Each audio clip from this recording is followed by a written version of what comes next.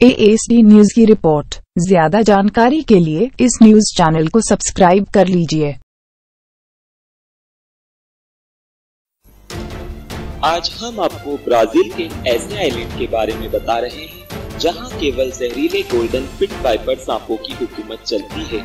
यह है ब्राजील के साओ पाउलो से 93 मील दूर समुद्र में स्थित एक आइलैंड जिसका नाम इल्हा दे ग्वामिटा ग्रांड है, पर जिसे सब स्नेक आइलैंड के नाम से ज्यादा जानते हैं। यहाँ पर इन सांपों की संख्या इतनी अधिक है कि हर एक वर्ग मीटर में 5 सांप रहते हैं, यानी कि आपके सिंगल बेड जितनी जगह में 10 सांप और डबल बेड जितनी जगह में 20 सांप। इस सांप की गिनती विश्व के सबसे जहरीले सांपों में होती है। इसका अंदाजा आप इस बात से ही लगा सकते हैं कि इस सांप के काटने से आदमी 10 से 15 मिनट के अंदर ही मर जाता है। पूरे ब्राजील में सांपों के काटने से होने वाली मौतों में से 90% मौतों के लिए यही सांप जिम्मेदार है। इस आइलैंड का एरिया 4,30,000 वर्ग मीटर है, यानी कि इस आइलैंड पर करीब 20 लाख जहरीले गोल्डन पिट वाइपर सांप रहते हैं। यहाँ पर सांप हर जगह दिखाई देते हैं, जमीन पर चलते हुए, पेड़ों से लटकते हुए और चट्टानों में छिपे हुए। जहरीले सांपों की इतनी अधिक संख्या के कारण ब्राजीलियन नेवी ने आम इंसानों का इधर जाना प्रतिबंधित कर रखा है। केवल सर्प विशेषज्ञों को शोध के लिए जाने की आज्ञा है, पर वो भी केवल तटीय इलाकों में शोध करके लौट आते हैं। आइलैंड के ज्यादा अंदर जाने की किसी को भी हिम्मत नहीं पड़ती है। अब हम आपको एक ऐसे परिवार की कहानी सुनाते हैं जो कि इनका शिकार हुआ था। ये आइलैंड शुरू से ऐसा नहीं था। यहाँ पर पहले सांपों की इतनी आबादी नहीं थी और जो थे वो आइलैंड के मध्य वाले भाग में थे, जो कि ज्यादा घना था। यहाँ पर तट के पास एक लाइट हाउस बना हुआ है जिसमें कि ब्राजीलियन नेवी का एक कर्मचारी ड्यूटी दिया करता था। ये कहानी है इस लाइट हाउस के आखिरी केयरटेकर और उसके परिवार की। वो केयरटेकर अपनी पत्नी और 3 बच्चों के साथ लाइट हाउस में बने एक कॉटेज में रहता था।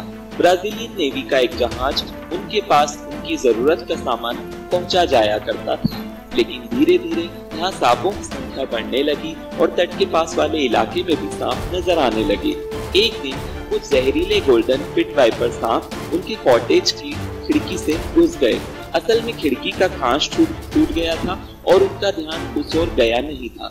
जहरीले गोल्डन पिट वाइपर सांपों को कॉटेज में देखकर सारा परिवार डर गया और जान बचाने के लिए सारे तट की ओर भागे, जहाँ की उनकी नाव बंधी थी। पर अफसोस उनमें से कोई भी वहां तक नहीं पहुंच पाया।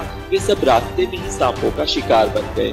अगले दिन जब नेवी का जहाज वहां सामान उतारने पहुंचा तो उन सब की लाशें लाइट हाउस को जाने वाले रास्तों पर पड़ी मिली, जो कि जहर के कारण एकदम काली पड़ चुकी थी। इस घटना के बाद लाइट हाउस को हमेशा के लिए बंद कर दिया गया और इस आइलैंड पर इंसानों का जाना प्रतिबंधित कर दिया गया।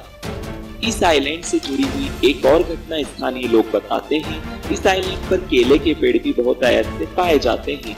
एक बार एक नाविक अपने साथियों के मना करने के बावजूद अंदर केले लेने चला गया, पर वो वहाँ पर सांप का शिकार हो गया।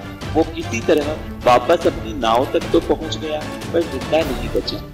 ये आइलैंड इस रूट से जाने वाले प्रवासी पक्षियों का रेस्टिंग पॉइंट थी, जो कि इस वीरान टापू पर इन सांपों की मुख्य आहार श्रृंखला है और इन सांपों की संख्या इस हद तक बढ़ने के लिए जिम्मेदार है।